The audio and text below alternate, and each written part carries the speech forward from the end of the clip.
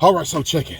Some of y'all may not know this, but for the last few weeks, I've been on a journey to shed all of the COVID weight that I gained. Now, I don't know if any of y'all would like this, but during COVID, I ate one piece of fried chicken and I gained about 30 pounds. I didn't realize I had gained 30 pounds because I didn't look in the mirror. I was always buying newer, bigger clothes that, if I noticed something being a little tight. So I didn't think about the reason I couldn't fit a lot of my clothes. Well, begin to change my eating, cut out some of the things that helped me to lose or gain weight.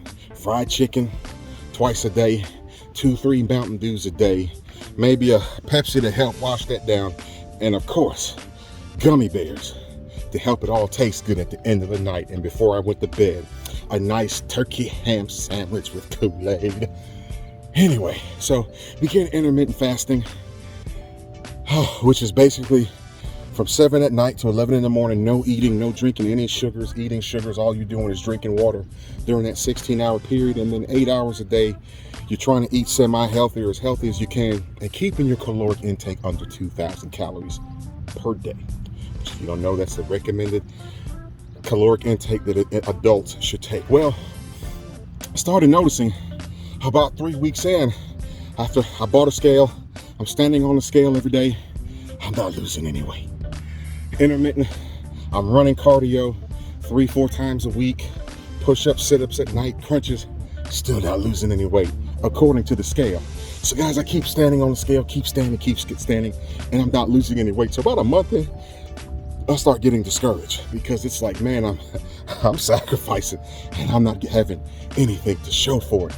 But wouldn't you know that ironically, I was at the hospital and there was a scale where we were at, and I stood on the scale, and per that scale, I was down 20 pounds.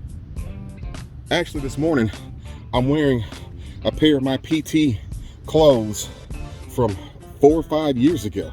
Fit them perfectly. But the irony was, the scale that I'm standing on was an unreliable source. And according to that unreliable source that I was standing on, it made me to feel that I hadn't lost any weight.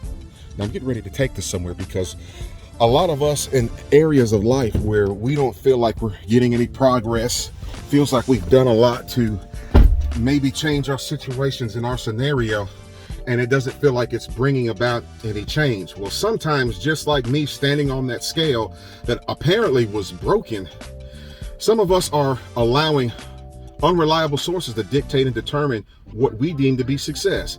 But I guarantee you, if you align yourself with something that's really telling the truth of the scenario, you'll be surprised how far you've come in your business, how far you've come with achieving some of your goals, how far you come. Some of you guys are actually on the brink of wanting to quit and give up on a lot of things that you're working at getting, not because you haven't had progress, but because the source is unreliable.